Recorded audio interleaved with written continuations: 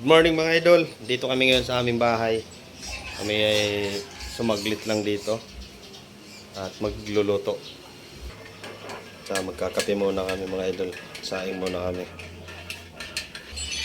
Ako naman mga idol magluluto na. Magano ako magkikilaw ng lato. Magkikilaw mga idol. Ito na yung ingredient ko. Kamatis at kalamansi.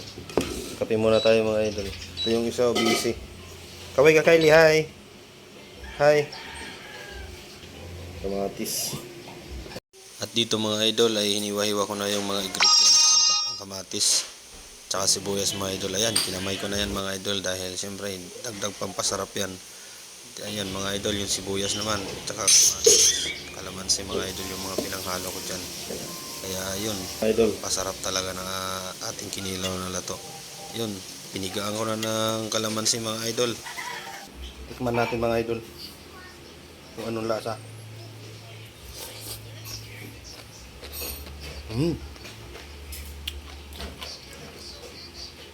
Sarap.